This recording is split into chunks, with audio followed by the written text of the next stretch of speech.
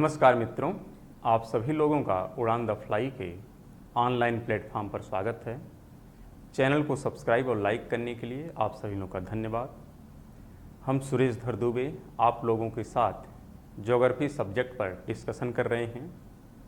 हमने इसके अंतर्गत इंडियन ड्रेनेज सिस्टम पर डिटेल में डिस्कशन किया है और उस पर पूछे गए प्रश्नों पर भी हमने एनालिसिस किया है। तो आज हम एक नया टॉपिक शुरू करने जा रहे हैं और इसके अंतर्गत हम लोग जो भारत की पर्वतीय संरचनाएं हैं उससे संबंधित टॉपिक को देखेंगे। इसके साथ हम ये भी देखेंगे कि ये पर्वत संरचनाओं पर कितने प्रकार के प्रश्न आप लोगों से पूछे जा सकते हैं। इन सभी बिंदुओं पर हम लोग क्रम से डिस्कशन करेंगे। तो जैसे हमने नदी वाले टॉपिक को पहले टॉपिक को डिस्कशन किया, उसके बाद उस पर पूछे गए प्रश्न का, उसी प्रकार हम लोग भारत की पर्वत संरचनाओं के अंतर्गत सबसे पहले पर्वत संरचनाओं का अध्ययन करेंगे। फिर इन पर्वत संरचनाओं और दर्रों से संबंधित जो भी कुछ प्रश्न पूछे गए हैं उसका हम लोग डिस्कशन करेंगे। तो इस पर भी कई वीडियो की आवश्यकता पड़ेगी। जैसे कुछ होंगे जो हिमालय से संबंधित होंगे, कुछ वीडियो होंगे जो प्रायद्वीपीय भारत से संबंधित होंगे। तो जितने भी वीडियो की आवश्यकता पड़ेगी हम लोग उस पर डिटेल में डिस्कशन करेंगे। कोई टाइम का बाउंडेशन ऐसा नहीं है कि हमको एक निश्चित टाइम फ्रेम में करना है। फिर भी हम लोग देखते हैं कि कितने टॉपिक का डिस्कशन किया जाए।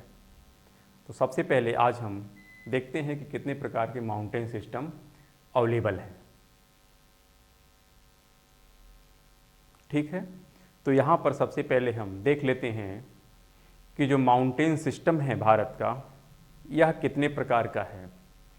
वैसे जो माउंटेन सिस्टम है ये भारत का नहीं है बल्कि पूरे विश्व का माउंटेन सिस्टम है। और इस विश्व के माउंटेन सिस्टम में देखते हैं कि माउंटेन की उत्पत्ति कितनी बार स्थल पर हुई है, उसी को हम लोग माउंटेन सिस्टम कहते हैं। तो यहाँ पर 4 फेज हैं माउंटेन की उत्पत्ति से संबंधित।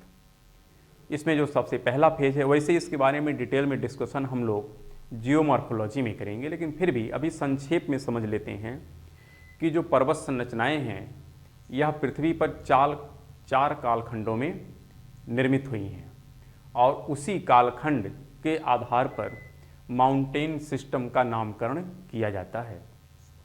इसमें जो सबसे पहला अगर देखें माउंटेन सिस्टम तो उसका नाम है प्री कैम्ब्रियन सिस्टम, यानी जो सबसे पुरानी पर्वत संरचना है उसका नाम है प्री कैम्ब्रियन पर्वत संरचनाएं। इसके बारे में डिटेल में अध्ययन फिर हम कह रहे हैं कि आप लोगों से जब जियोमॉर्फोलॉजी देखेंगे या जो ज्योग्राफिकल कैलेंडर है उसमें डिस्कशन किया जाएगा कि प्री कैम्ब्रियन क्या होता है, कैलेडोनियन क्या होता है, हर्सिनियन क्या है या अल्पाइन क्या है। लेकिन फिर भी हम यह भी जानेंगे संक्षेप में कि जो पर्वत संरचनाएं हमारे सामने उपलब्ध हैं वर्तमान में, यह 4 कालक्रम में बनी हैं। जो सबसे पुरानी पर्वत संरचनाएं हैं उनको हम लोग प्री कैम्ब्रियन के कालक्रम में रखते हैं। उसके बाद दूसरे चरण में जो पर्वत संरचनाएं बनी हैं उसको हम लोग कैलेडोनियन ओरोजोनी कहते हैं। ओरोजोनी का मतलब होता है पर्वत की उत्पत्ति। तो यहाँ पर सबसे पहली जो पर्वत संरचना का निर्माण हुआ है उसको हम लोग प्री कैम्ब्रियन ओरोजोनी, जो सेकंड है उसको कैलेडोनियन, तीसरे को हर्सिनियन ओरोजोनी कहते हैं और चौथे को हम कहते हैं अल्पाइन ओरोजोनी। तो ज़्यादातर जो हम डिस्कशन करेंगे हिमालय के बारे में, तो हिमालय आपका अल्पाइन कालक्रम का है। लेकिन जो अरावली या प्रायद्वीपीय भारत हैं या ये तो कैलेडोनियन कालीन हैं या प्री कैम्ब्रियन कालीन पर्वत संरचनाएं हैं। तो हम उस कालक्रम में अभी नहीं पढ़ेंगे, बस ये जानेंगे कि धरातल पर जो पर्वत संरचनाएं हैं यह 4 कालक्रमों में क्रम से बनी हैं। जो सबसे पुरानी चंद्र संरचनाएं हैं उनको हम लोग प्री कैम्ब्रियन कहते हैं, उसके बाद वाली को कैलेडोनियन, उसके बाद हर्सिनियन और जो सबसे लेटेस्ट हैं उसको हम कहते हैं अल्पाइन। इसी अल्पाइन को हम कहते हैं नवबलित पर्वत संरचना। और यानी माउंटेन सिस्टम 4 हैं, यानी 4 बार पर्वत संरचनाएं इस स्थल पर निर्मित हुई हैं। लेकिन एक पर्वत संरचना अगर हम बात करें तो इसमें कुछ देखते हैं कि चेन होता है। अगर मान लेते हैं कि प्री कैम्ब्रियन में कोई पर्वत संरचना बनी तो उसमें एक चेन होता है, यानी इस कालक्रम में कुछ पर्वत संरचनाएं हो सकता है उत्तरी अमेरिका में बनी, कुछ पर्वत संरचनाएं यूरोप में बनी, कुछ पर्वत संरचनाएं एशिया में बनी। तो एक कालक्रम में अलग अलग महाद्वीपों पर जो पर्वत संरचनाएं मिली तो उनका एज सेम है, तो सेम एज की जो पर्वत संरचनाएं होती हैं उनको हम क्या कहते हैं, माउंटेन चेन। जैसे अगर हम बात करें रॉकीज, एंडीज, हिमालय, ये सब एक कालक्रम की हैं। किस कालक्रम की हैं, अल्पाइन। तो ये सब क्या कहलाएंगी, माउंटेन चेन। अल्पाइन हम कह सकते हैं, अल्पाइन में जैसे हमने कहा रॉकीज है, एंडीज है, हिमालय है, एटलस है, ये सब क्या हैं, एक चेन है। लेकिन उस कालक्रम में जितनी संरचनाएं बनी हैं उनको हम क्या कहते हैं, अल्पाइन ओरोजनी। और उस ओरोजनी में कई जगह पर्वत संरचनाएं बनी हैं। तो किसी एक पर्वत संरचना की अगर बात करेंगे तो वह होती है माउंटेन चेन। जैसे रॉकीज माउंटेन चेन है, एंडीज माउंटेन चेन है, हिमालय माउंटेन चेन है। और एक माउंटेन चेन में कई रेंज होती है। क्या होती है, कई रेंज होती है। उसमें ज़्यादातर 3 रेंज होती हैं। एक रेंज को हम क्या कहेंगे, जैसे हम कह सकते हैं यहाँ पर ग्रेटर हिमालय, लघु हिमालय, शिवालिक हिमालय। तो ये क्या हैं, रेंज हैं। यानी हम कह सकते हैं कि एक कालक्रम में कई पर्वत संरचनाएं बनती हैं, उनको हम लोग माउंटेन चेन कह देते हैं। तो यहाँ पर हम यह डिस्कस कर रहे हैं, संक्षेप में इसके बारे में फिर से बता देते हैं कि पूरे अर्थ पर 4 कालक्रम में पर्वत संरचनाओं की उत्पत्ति हुई है, जिनको अलग अलग नाम से जानते हैं। अब किसी एक कालक्रम में अलग अलग महाद्वीपों पर जो पर्वत संरचनाएं बनती हैं वह एक चेन के रूप में बनती हैं, जैसे Rockies, Andes, Alps, Atlas, Himalaya. तो ये सब अलग अलग क्या है, एक पर्वत चेन है। लेकिन किसी एक पर्वत चेन में कई अलग अलग रेंज होती है, श्रेणियाँ होती हैं। क्या होती हैं, श्रेणियाँ। जैसे हिमालय, हिमालय में कितनी श्रेणी है, 3। रॉकीज में कितनी श्रेणी है, 3। एंडीज में कितनी श्रेणी है, 3। तो किसी एक माउंटेन चेन में 3 श्रेणियाँ होती हैं। तो पूरे धरती पर 4 कालक्रम में पर्वत संरचनाएं बनी हैं। किसी एक कालक्रम में कई महाद्वीपों पर अलग अलग पर्वत संरचनाएं बनती हैं, उनको हम लोग माउंटेन सिस्टम कहते हैं, माउंटेन चेन कहते हैं। और एक चेन में हम कह सकते हैं कि 3 रेंज होती हैं जनरली, जैसे हिमालय में 3 रेंज है। तो ये तो एक संक्षेप में है, इसके बारे में डिटेल में हम लोग अध्ययन करेंगे जब भू आकृति पढ़ेंगे तब। लेकिन इसी उत्पत्ति से संबंधित कुछ सिद्धांत दिए गए हैं, जिसमें सबसे ज़्यादा परिचित जो आप लोग होंगे वह कोबर का है भूसन्नत, जिसको कहते हैं जियोसिंक्लाइन। तो यह सबसे ज़्यादा है, लेकिन इसके अलावा भी कई हैं। और एक और ज़्यादा जो सबसे ज़्यादा चर्चा में रहता है उसका नाम क्या है, प्लेट विवर्तन की। तो ज़्यादातर 2 पे डिस्कशन होगा, लेकिन फिर भी इन सब पे हम लोग डिस्कशन करेंगे जियोमॉर्फोलॉजी में।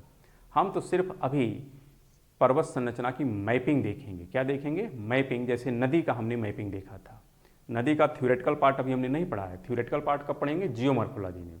अभी हमने क्या पढ़ा है, मैपिंग। उसी प्रकार हिमालय की अभी हम क्या पढ़ेंगे, मैपिंग पढ़ेंगे, या प्रायद्वीपीय भारत की मैपिंग पढ़ेंगे। इसकी कैसे उत्पत्ति होती है, क्या क्या उसके पीछे सिद्धांत हैं, क्या क्या लॉजिक है, वो सब हम लोग अलग से पढ़ेंगे जब जियोमॉर्फोलॉजी पढ़ेंगे तब। तो ठीक है, लेकिन फिर भी 2 सिद्धांत ज़्यादातर होते हैं, एक कोबर का है और एक प्लेट विवर्तनिकी का है, जिसके माध्यम से किसी भी प्रकार की पर्वत संरचना की उत्पत्ति होती है। कोबर जी जो कहते हैं वो कहते हैं कि कोई एक छिछला बेसिन होता है, उसमें चारों तरफ से अवसाद आके जमा होता है, और अवसाद के जमा होने से अगर हम उसको बनाना चाहें तो यहाँ पे छोटा सा एक ड्रॉ कर देते हैं। यानी इसी प्रकार की कोई यहाँ पर एक ऐसे छिछली बेसिन रहेगी, इसमें अवसाद डंप होता है। जब अवसाद यहाँ पर भर जाता है तो यह लचकती है, और लचकती है तो इधर से कुछ प्रेशर पड़ता है और कुछ प्रेशर इधर से पड़ता है, तो यहीं पर एक पर्वत संरचना निकल जाती है, और इसी को हम लोग क्या कहते हैं, एक माउंटेन का नाम दे देते हैं, नवबलित पर्वत कह देते हैं, जो सबसे लेटेस्ट में बनता है, यानी जो अल्पाइन है। तो बस बेसिक है कि दोनों तरफ से प्रेशर लगता है और एक पर्वत संरचनाएं बन जाती हैं, और ये कहाँ से निकलती हैं, जियोसिंक्लाइन से, यानी भूसन्नत से। प्लेट विवर्तन की भी कुछ इसी प्रकार से, लेकिन वो सब हम बाद में डिस्कशन करेंगे, अभी नहीं। लेकिन फिर भी वहाँ पर कहा जाता है कि एक प्लेट इधर से आ रही तो एक प्लेट इधर से आ रही है, और दोनों के प्रेशर से ही फिर यहाँ पर क्या निकलती है, पर्वत संरचनाएं निकलती हैं, जिसको हम लोग प्लेट विवर्तन की में अलग से डिस्कशन करेंगे। तो अभी तक तो संक्षेप में हमने सिर्फ ये समझा कि mountain system, mountain chain, mountain range, तीनों चीज़ें अलग हैं।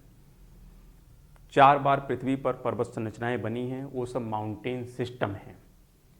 लेकिन किसी एक कालक्रम में हर महाद्वीप पे अलग अलग पर्वत संरचनाएं बनी हैं। किसी एक पर्वत संरचना को हम लोग कहते हैं माउंटेन चेन, उसमें 3 रेंज होती है। तो एक माउंटेन चेन में 3 रेंज होती है, तो चेन, रेंज और सिस्टम तीनों चीज़ें अलग हैं। अब इसी के तहत हम लोग थोड़ा भारत का माउंटेन सिस्टम देख लेते हैं कि भारत में क्या क्या है।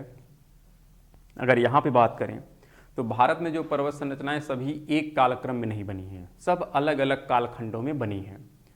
कोई प्री कैम्ब्रियन काल में बनी है, कोई कैलेडोनियन में बनी है, कोई हर्सेनियन में बनी है, कोई अल्पाइन में बनी है। लेकिन अभी हम उस चक्कर में नहीं पड़ेंगे, क्योंकि अभी आपको किसी भी प्रकार का ज्योग्राफिकल कैलेंडर बताया नहीं गया है। तो जब ज्योग्राफिकल कैलेंडर डिस्कस करेंगे तब बताएंगे कि कौन सी संरचना किस कालक्रम में बनी है। बस ये ध्यान दे देते हैं कि हिमालय वाला जो सेक्शन है यह उत्तर में है या पूर्व उत्तर में है, और जो शेष हमारा पर्वत संरचना वो कहाँ पर है, प्रायद्वीपीय भारत में है। यानी इसके अंतर्गत हम 2 प्रकार की संरचना देखेंगे। एक तो देखेंगे जो हिमालय से संबंधित है, इसके अंतर्गत एक देखेंगे जो किससे संबंधित है, हिमालय से, और एक जो देखेंगे वो किससे संबंधित है, जो हमारा प्रायद्वीपीय भारत है। तो ठीक है, 2 कालक्रम है हमारा, यानी 2 पार्ट में देखेंगे, एक हिमालय और एक कैसा देखेंगे, प्रायद्वीपीय भारत की जो पर्वत संरचनाएं हैं। तो हिमालय वाला यहाँ पर आप देख सकते हैं, और शेष ये सब किस में आता है, ये सब हमारा आता है प्रायद्वीपीय भारत में। तो हम लोग 2 पार्ट में विभक्त करके इसको हम पढ़ेंगे। हिमालय में हम क्या करेंगे, हिमालय में भी कई पार्ट हैं। हिमालय में सबसे पहले हम मेन लैंड का देखते हैं, यहाँ से यहाँ तक का, कि जहाँ पर हम बात करेंगे 3 रेंज की, और एक रेंज और रहेगी जो ट्रांस है। तो ट्रांस हिमालय देखेंगे, ग्रेट हिमालय देखेंगे, लघु हिमालय देखेंगे और शिवालिक हिमालय देखेंगे। इसके साथ ही हम इधर का भी पार्ट देखेंगे जिसको हम कहते हैं पूर्वोत्तर का हिमालय, नॉर्थ ईस्ट वाला। फिर इसी हिमालय का हम लोग जो प्रादेशिक विभाजन उसका भी अध्ययन करेंगे। इस हिमालय में कितने प्रकार के ग्लेशियर हैं, कितने प्रकार के दर्रे हैं, इन सब पे भी अध्ययन होगा। फिर इसी से संबंधित हम लोग देखेंगे कि कितने यहाँ पर प्रश्न पूछे जा रहे हैं हिमालय से संबंधित, उसको भी डिस्कशन करेंगे। उसके बाद जो हिमालय नहीं, हम पर्वत संरचना का जो सेकंड पार्ट होगा उसमें हम क्या पढ़ेंगे, इस प्रायद्वीपीय भारत का अध्ययन करेंगे। तो हमारे पर्वत संरचनाओं के पढ़ने का यही क्या है, एक संक्षेप वर्णन है कि यानी सबसे पहले हिमालय, फिर प्रायद्वीपीय भारत। हिमालय में भी जितने सेक्शन है पूरा कंप्लीट, फिर उस पर प्रश्न, उसके बाद प्रायद्वीपीय भारत की पर्वत संरचना का हम लोग अध्ययन करेंगे। तो आइए पहले ये देखते हैं कि हिमालय का एक सामान्य परिचय ले लेते हैं कि हिमालय कहाँ पर है, कितनी लंबाई है, कितनी चौड़ाई है, इसका विस्तार कहाँ से कहाँ तक है, उसके बारे में पहले एक संक्षेप में जानकारी हम लोग ले लेते हैं, फिर अलग अलग डिस्कशन करेंगे। तो यहाँ पर देख लेते हैं जो हिमालय है, अगर हम इसकी बात करें तो यहाँ पर आप देखिए, ये है, यहाँ पर हम बात करें तो यहाँ पर है पामीर की गांठ है। क्या है, पामीर की गांठ है। इसी को हम लोग पामीर का पठार कहते हैं। और इस पामीर के पठार से कई पर्वत संरचनाएं निकलती हैं। गांठ का मतलब होता है, इसे पामीर का पठार कहें या पामीर का गांठ कहें, बात एक ही है। गांठ मतलब जहाँ से कई शाखाएं अलग अलग दिशा में निकलती हैं, उसको हम लोग गांठ कह देते हैं।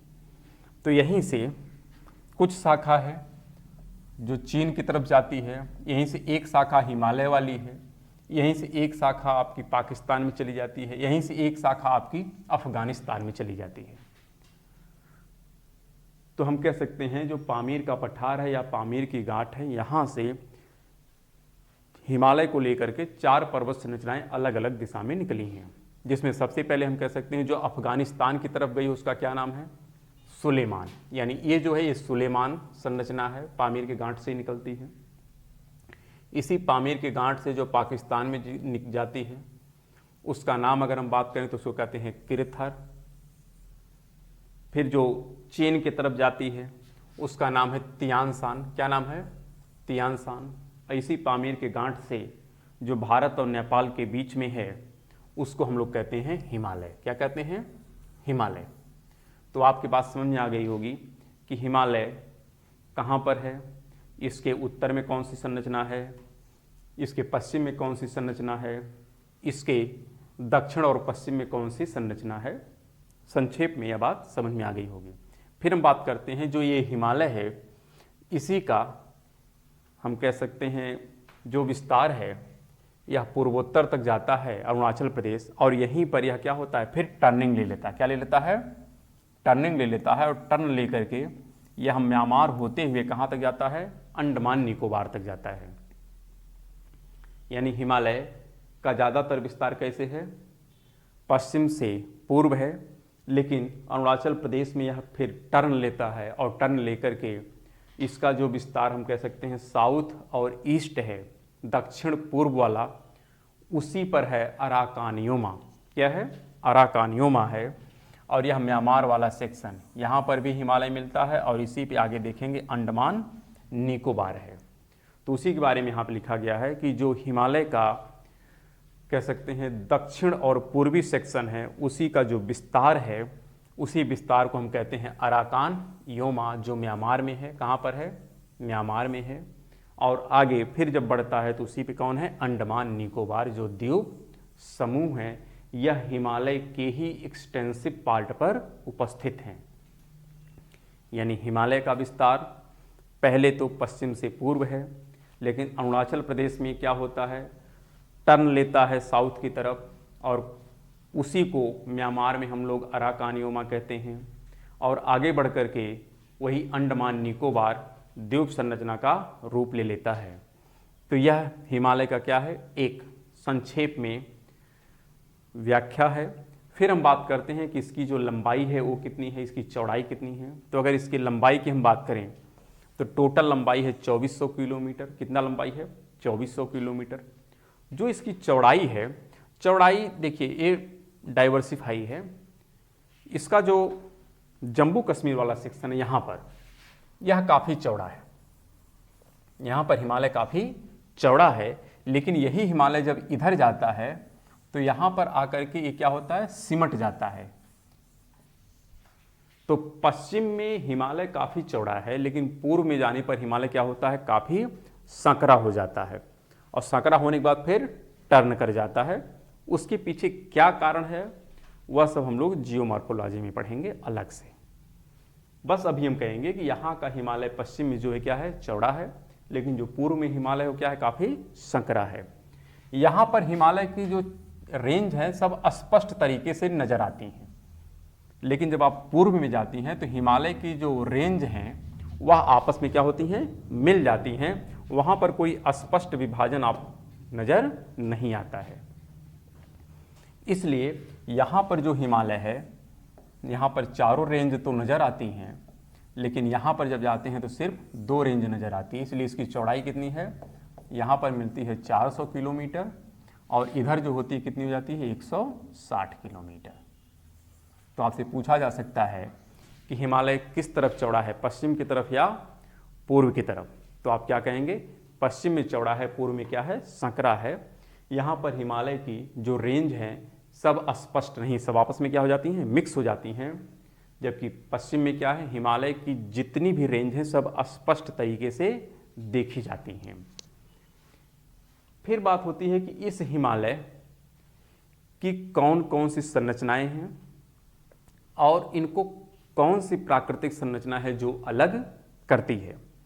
तो होता क्या है, यहाँ पर देखिए, पहले वैसे आपको पता ही होगा कि जो हमारा पूरा ये ग्लोब था या पेंजिया के फॉर्म में था, और यहाँ पर जो स्थल थे ये पेंजिया थे, लेकिन बाद में क्या हो गया, इसका विभाजन हो गया, और विभाजन होकर के जो पार्ट इधर गया, इसी का नाम क्या है, इंडिया वाला सेक्शन है। तो ये भारत है, और इधर कौन था, इधर है आपका यूरेशिया।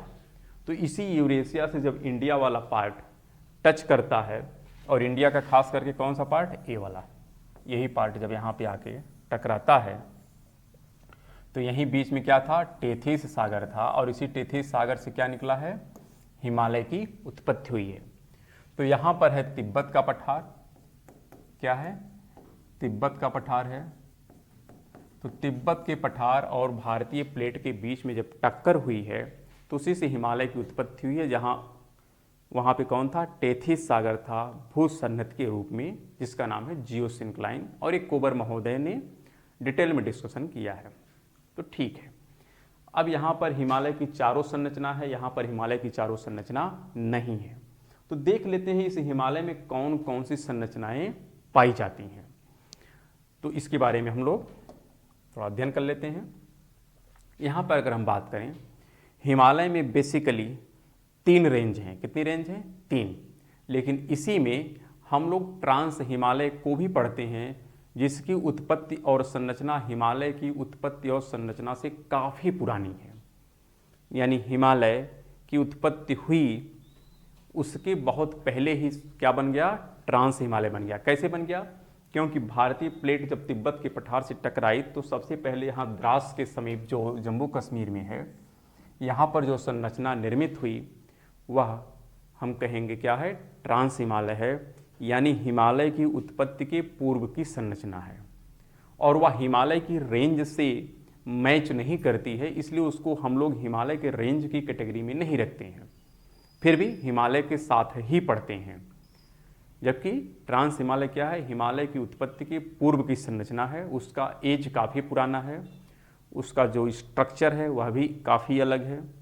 जबकि शेष हिमालय का जो चट्टान की संरचना है वह अलग है, और उसका एज भी अलग है। तो इस आधार पर हम कहेंगे हिमालय का जो हम लोग वर्गीकरण पढ़ रहे हैं, यह उत्पत्ति और संरचना के आधार पर पढ़ रहे हैं कि हिमालय को हम लोग कितनी कैटेगरी में विभक्त करेंगे और इसके कौन कौन से पार्ट हैं। तो देख लेते हैं इसकी उत्पत्ति और संरचना के आधार पर वर्गीकरण। तो यहाँ पर हम बात करते हैं उत्पत्ति और संरचना के आधार पर हिमालय को हम लोग मुख्य रूप से 3 ही पार्ट में रखते हैं। कितनी पार्ट में रखते हैं, 3 पार्ट में रखते हैं। फिर भी हम लोग ट्रांस हिमालय को भी पढ़ेंगे, जबकि ट्रांस हिमालय पहले बन गया है, शेष हिमालय बाद में बने हैं। हिमालय में 3 पार्ट हैं, बृहद हिमालय है, लघु हिमालय है और शिवालिक हिमालय है। लेकिन ट्रांस हिमालय को भी हम स्टडी करेंगे, जबकि इसकी उत्पत्ति और संरचना हिमालय से बहुत अलग है। बाकी जो हिमालय हैं इसकी संरचना और कालक्रम लगभग सिमिलर हैं, मिलते जुलते हैं, लेकिन ट्रांस की संरचना काफ़ी भिन्न है। इस आधार पर इसको हम लोग हिमालय की कैटेगरी में नहीं रखते हैं। अगर हिमालय पूछा जाए तो हिमालय में 3 रेंज हैं, ग्रेट हिमालय है, लघु हिमालय है और शिवालिक हिमालय है। तो ठीक है, यह किस आधार पर डिवीजन है, उत्पत्ति और संरचना के आधार पर, क्योंकि ट्रांस हिमालय की उत्पत्ति पहले हो गई है और उसकी संरचना काफ़ी अलग है, इसलिए उसको हम लोग हिमालय की कैटेगरी से बाहर रखते हैं। लेकिन फिर भी हिमालय से सटा हुआ है, इसलिए उसको हम लोग क्या कहते हैं, ट्रांस हिमालय कहते हैं। तो इसी पर एक हम आपको यहाँ पर आप देख सकते हैं, ये उसी का एक ओवरव्यू मैप है। इसमें आप देखिए कि यहाँ पर सबसे पहले मिलता क्या, ये जो पार्ट है यह आप देखिएगा, ये ट्रांस हिमालय क्या है, ट्रांस हिमालय है। इसके बाद जो ये संरचना है काफ़ी विस्तृत है, यह आपकी क्या है, ग्रेट हिमालय है।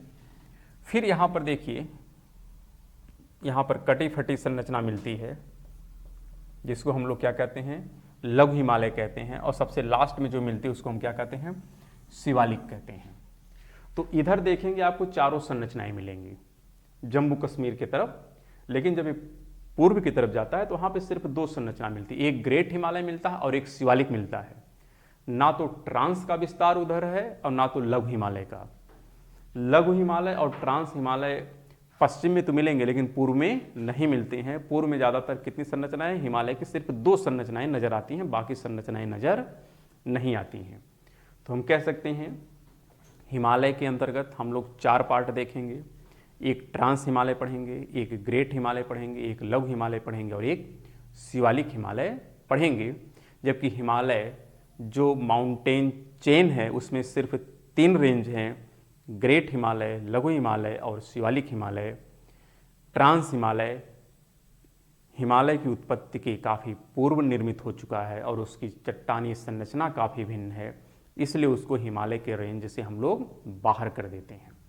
फिर भी अध्ययन करेंगे क्योंकि प्रश्न पूछे जाते हैं।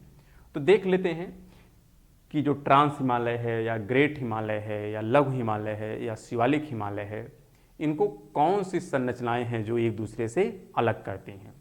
तो इसी को हम लोग एक हाथ से बनाया हुआ मानचित्र के माध्यम से देख लेते हैं कि ट्रांस हिमालय, ग्रेट हिमालय, लघु हिमालय और शिवालिक हिमालय को कौन सी संरचनाएं हैं जो अलग करती हैं। तो यहाँ पर हम बात कर लेते हैं।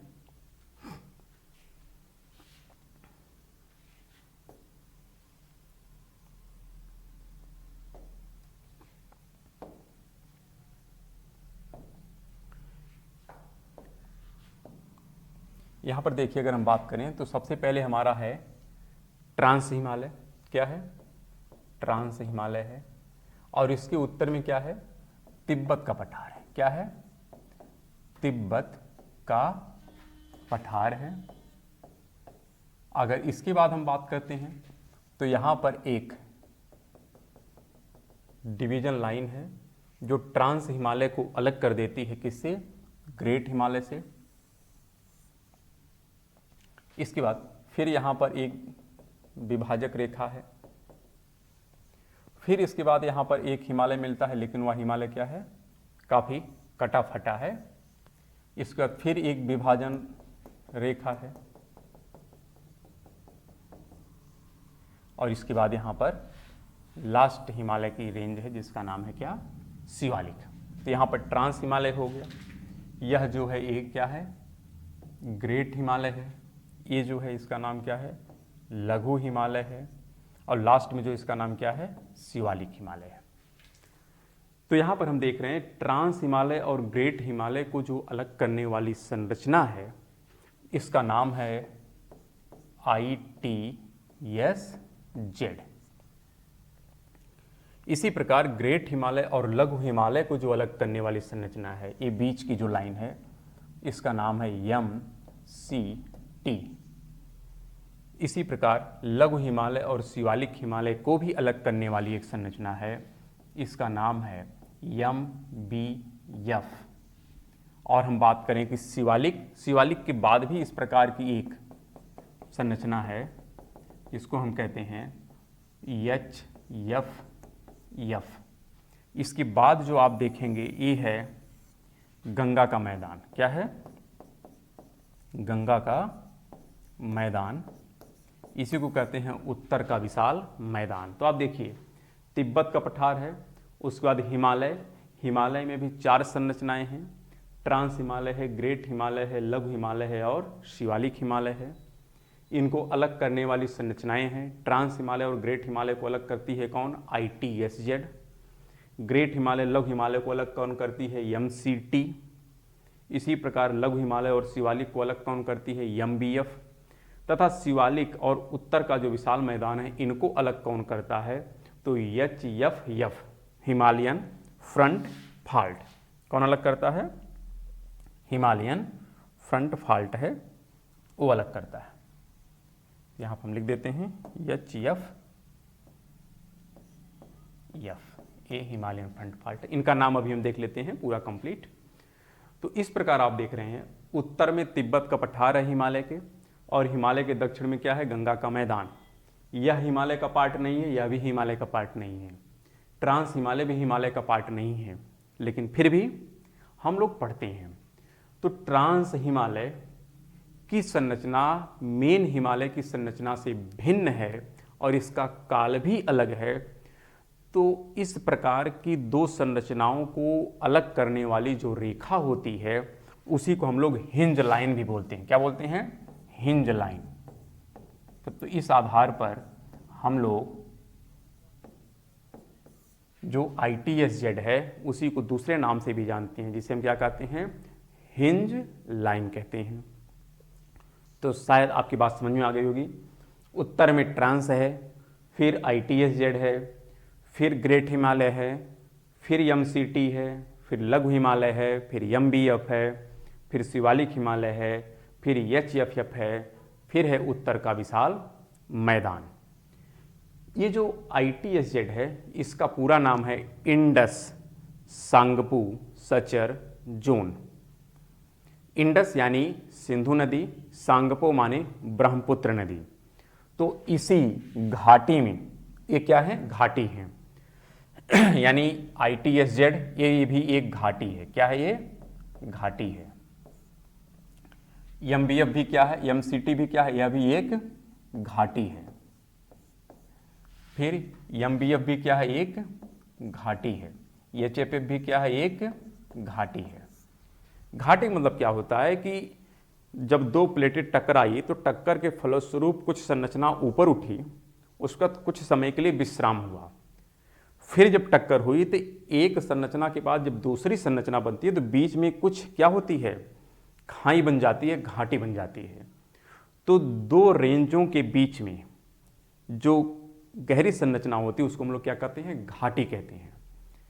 तो घाटी क्या करती है? पर्वत की दो रेंजों को, अगर दो रेंज जा रही तो दोनों रेंजों के बीच की जो घाटी होती है, जो संरचना होती है, उसको हम लोग घाटी कहते हैं। तो ट्रांस हिमालय बना, उसके बाद जब ग्रेट बना तो बीच में एक घाटी बन गई, उसी का नाम क्या है? ITSZ, जिसको कहते हैं इंडस सांगपू सचर जोन, या इसी को कहते हैं हिंज लाइन। इसी प्रकार ग्रेट हिमालय बना, उसके कुछ समय पश्चात लघु हिमालय बना, तो बीच में फिर से एक घाटी बन गई और उस घाटी का नाम क्या है? MCT यानी मेन सेंट्रल थ्रस्ट। उसी प्रकार जब लघु हिमालय बन गया उसके कुछ समय पश्चात फिर शिवालिक बना, तो बीच में फिर से एक घाटी बन गई और उसका नाम क्या है? MBF main boundary fault. Shivalik के कुछ समय पश्चात हिमालय के अवसादों से गंगा का मैदान बना, लेकिन बीच में फिर से एक घाटी बन गई और उसी घाटी का नाम क्या है? HFF Himalayan front fault. और इसी हिमालयन फ्रंट फॉल्ट का जो नाम दिया जाता है इसी को कहा जाता है तराई। क्या कहा जाता है? तराई का जो बेल्ट है। तो ये तराई हो गया। इसका जो नाम है ITSZ का, इंडस सांगपू सचर जोन, यानी इसी घाटी में तिब्बत के पठार में एक है मानसरोवर झील और उसी मानसरोवर झील से एक नदी इधर गुजरती है और इसी का नाम क्या है? सिंधु है, जिसको हम कहते हैं इंडस। क्या कहते हैं? इंडस। और इसी से एक नदी इधर जाती है जिसको हम क्या कहते हैं? सांगपो। क्या कहते हैं? टी सांगपो। टी सांगपो। तो इसी के आधार पर रखा गया इसका नाम क्या है? Indus Tsangpo suture zone. यानी इसी घाटी में दो नदी बहती है, एक तरफ सिंधु जाती है तो एक तरफ ब्रह्मपुत्र जाती है। उसी प्रकार जो MCT है जिसको कहते हैं मेन सेंट्रल थ्रस्ट, यहाँ पर भी एक नदी बहती है और इसी का नाम क्या है? झेलम है। क्या नाम है? झेलम है। HFF का नाम हमने बता ही दिया, इसका नाम तराई बेल्ट है। जब आप यूपी से हिमालय की तरफ जाएंगे तो बीच में तराई वाला बेल्ट आता है, तो वहाँ पर तराई है जिसको हम कहते हैं HFF। तो टेक्निकल शब्द है HFF हिमालयन फ्रंट फॉल्ट, लेकिन उसी को हम लोग क्या कहते हैं? तराई बेल्ट कहते हैं। जो MBF है इसका भी दो नाम है, एक तरफ होता है दून की घाटी और एक तरफ होता है दुआर। हम लोग आगे डिस्कस करेंगे। हम लोग क्या करेंगे? ट्रांस हिमालय पढ़ेंगे, ग्रेट हिमालय पढ़ेंगे, लघु हिमालय पढ़ेंगे, शिवालिक हिमालय पढ़ेंगे। क्रम से सब पर एक एक स्पेशल वीडियो बनेगा और उसमें कौन कौन से दर्रे हैं उस पर भी स्पेशल वीडियो बनेगा। हाँ, यहाँ पर जो घाटी होती है, दो पर्वत रेंज यानी पर्वत की जो दो रेंज हैं, दो श्रेणियाँ हैं, उनको अलग करने वाली जो संरचना होती है घाटी जैसी, उसको हम घाटी कहते हैं। लेकिन किसी एक पर्वत रेंज को अगर बीच में कई प्रकार के फ्रैक्चर्ड हो जाएं, क्योंकि एक पर्वत संरचना है, एक रेंज है, इस रेंज में बीच बीच में अगर वो कट हो जाए तो उसको हम लोग दर्रे कहते हैं।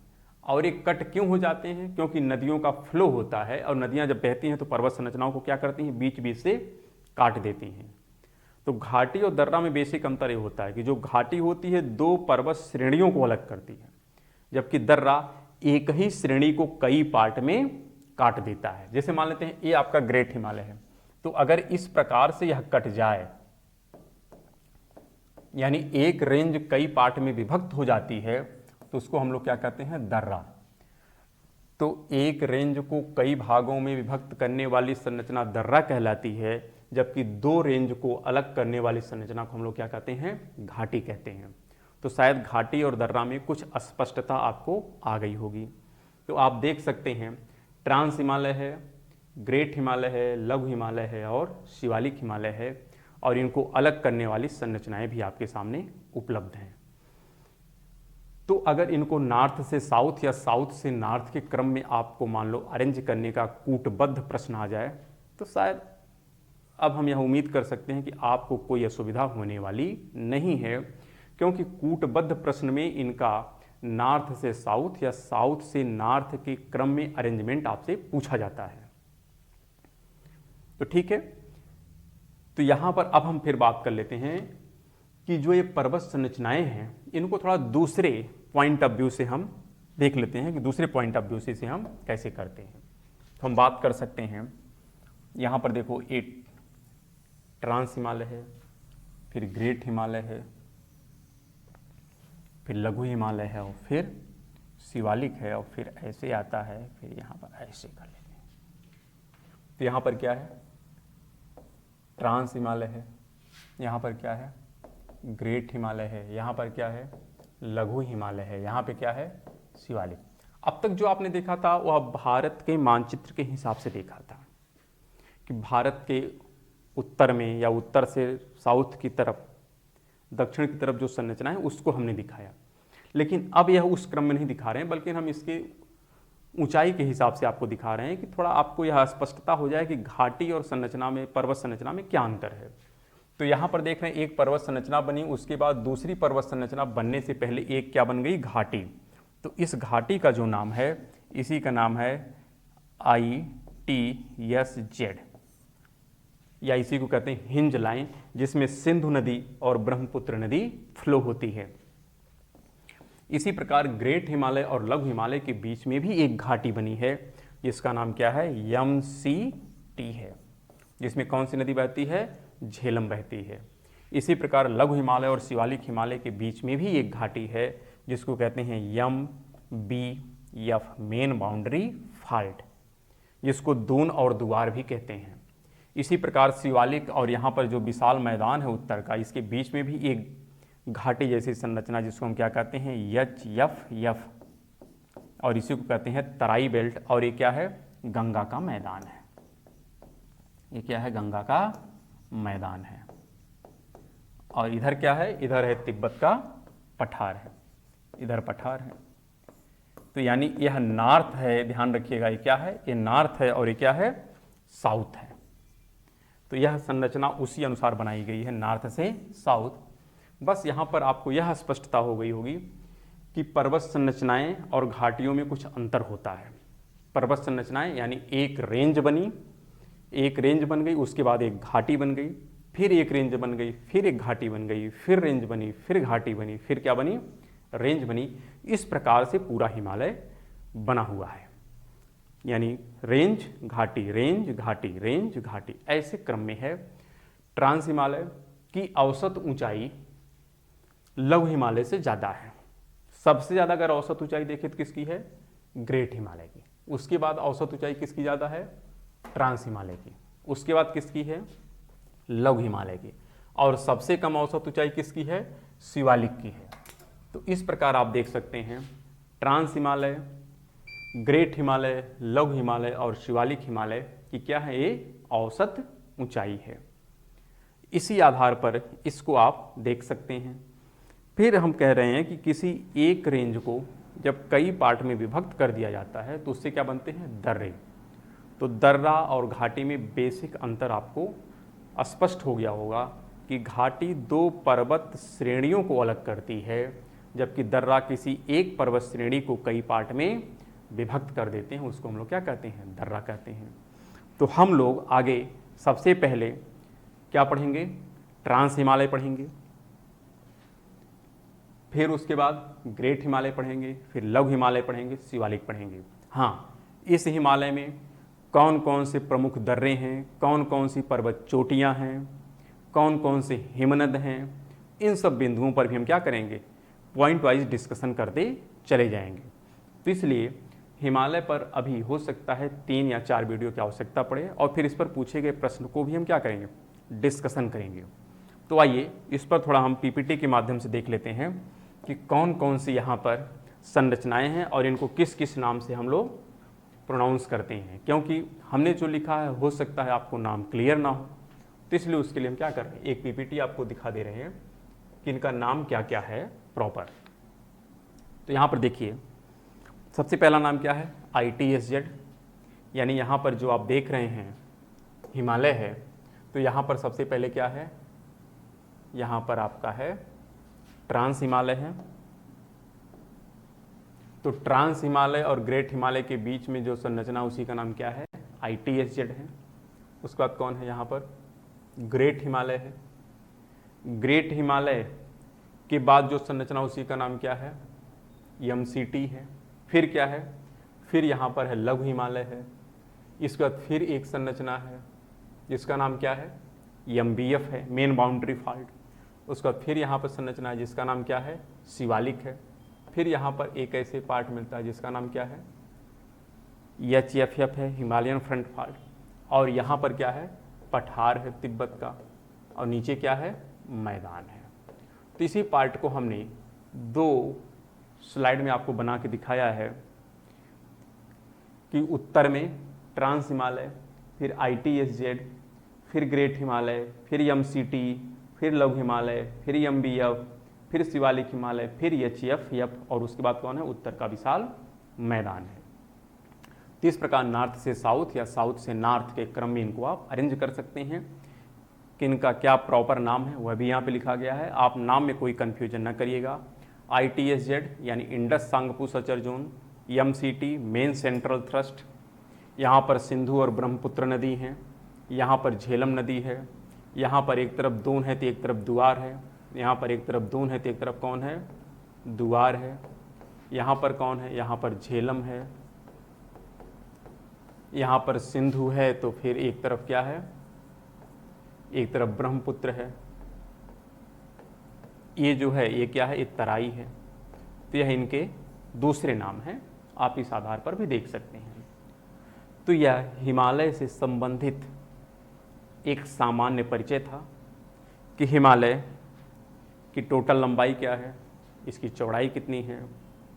फिर हम बात कर सकते हैं इसको कितने पार्ट में विभक्त किया गया है, और इसको हम इसी क्रम में क्या करेंगे, पढ़ेंगे। कुछ घाटियां हैं उसके बारे में भी हम लोगों ने देख लिया। तो आइए सबसे पहले इसके एक हिमालय पे हम लोग क्या करते हैं, डिस्कशन करते हैं कि ट्रांस हिमालय क्या है, फिर उसके बाद ग्रेट हिमालय क्या है, फिर लघु हिमालय क्या है और शिवालिक हिमालय क्या है। लेकिन हम सोच रहे हैं कि इस पर डिस्कशन करने के लिए एक अलग सी वीडियो पर ही हम लोग काम करें, कि जिसमें हम लोग केवल ट्रांस हिमालय पढ़ेंगे, उसके बाद फिर एक वीडियो में हम लोग ग्रेट हिमालय पढ़ेंगे और एक वीडियो में हम लोग लघु तथा शिवालिक हिमालय पर डिस्कशन करेंगे। तो ठीक है, हम लोग नेक्स्ट वीडियो में मिलेंगे, और नेक्स्ट वीडियो में हम लोग सबसे पहले क्या डिस्कस करेंगे, ट्रांस हिमालय, उसके बाद ग्रेट हिमालय, फिर शिवालिक। ठीक है, मिलेंगे नेक्स्ट वीडियो में। तब तक के लिए नमस्कार, धन्यवाद।